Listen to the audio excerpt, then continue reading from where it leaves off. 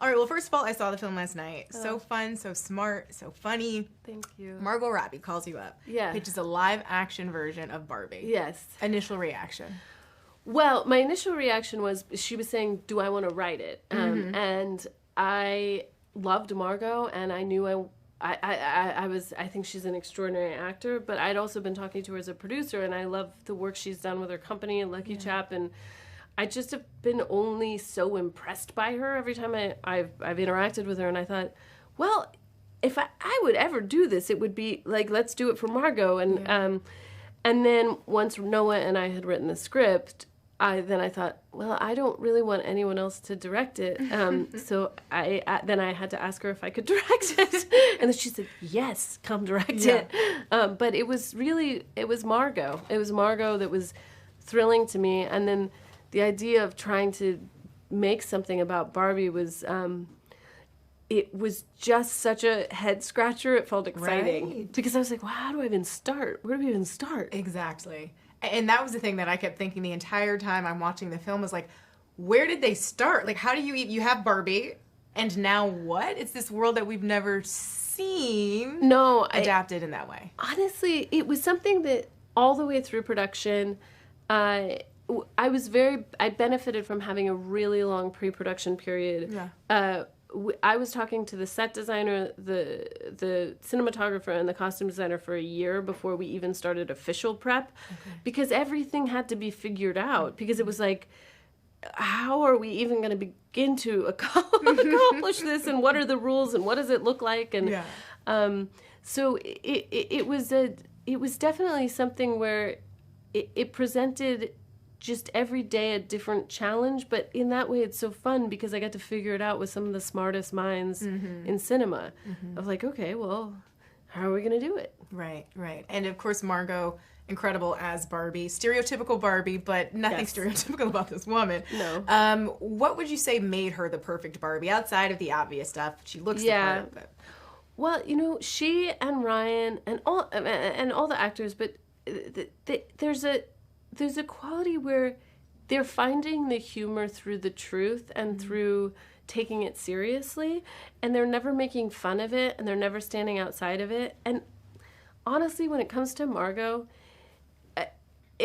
she really is the most wonderful person. Like, she's beautiful and smart and kind and funny and just like everything you hope she is. Yeah. And I realized when I finally got to meet her mom, who came to the set of Barbie, when I met her mom, who's an angel, I was like, of course you're this way. This is how your mom is. And there was something about in her performance of Barbie that I also felt like it was like her mom in a way. And there was like some connection. And I couldn't love Margot more. And so it's like that part of her that just you just want to root for her. Yeah, always. Absolutely.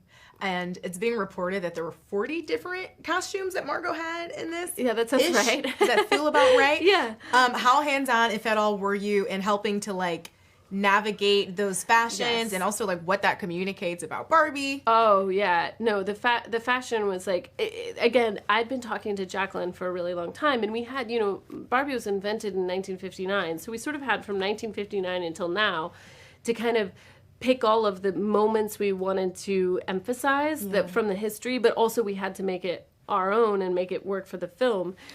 I think, Margot's so precise about costumes that it was actually really fun for me because I didn't have to be quite as neurotic as I usually would be, because I was like, Margot's extremely neurotic about all of this. This is good. We can all I can relax a little bit and know that she's extremely stressed out. Yeah. But it was sort of one thing I wanted to capture with the Barbies is that they are dressing out of this sense of just confidence and fun, the way, honestly, when I think of 8-year-old girls playing dress up, they don't hold back at all. They're like, I'm wearing the feather boa and the tiara and the pearls and the heels and the bag and the gloves, and like, you're like, oh, you did it all. And then they stand with their hands on their hips, and they almost like, the louder it is, the happier they are.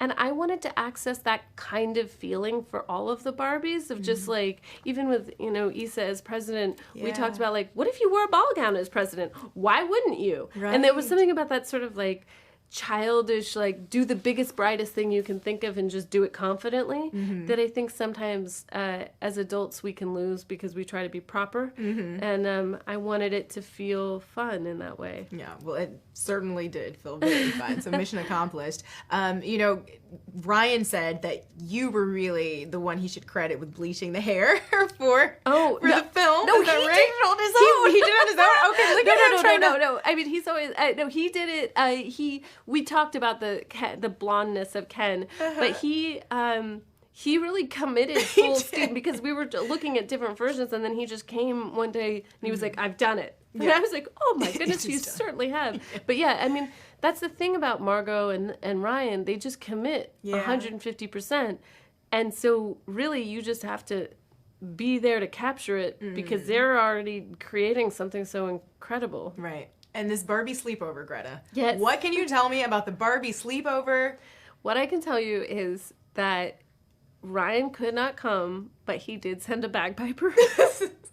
And to serenade. There was a knock on the door. We were all in our like pink pajamas doing everything, and we were like, "Who could that be?" And we opened the door, and there's a man in a full Scottish kilt who played the bagpipes for us and then recited a speech from Braveheart and said, I'm sorry, what? Yes, and then he said, "Ryan sends his love," and then he left. We couldn't Into the night. believe it. Like, it was the most incredible thing anyone has done. It was like, I couldn't explain why it was so perfect, but it was so perfect, and it was just, it was really special. That is It was a really special incredible. moment. I Yeah. love to hear that. I would never. I don't even know how he located a bagpiper right, or like, anything. where did we book the guy? Yeah, but Okay. now that I'm friends with him, it makes total sense. It's exactly his sense of humor, and he's just the kind of person who can locate a bagpiper. There it is, and we love him for it. Well, Yeah. congratulations on the film.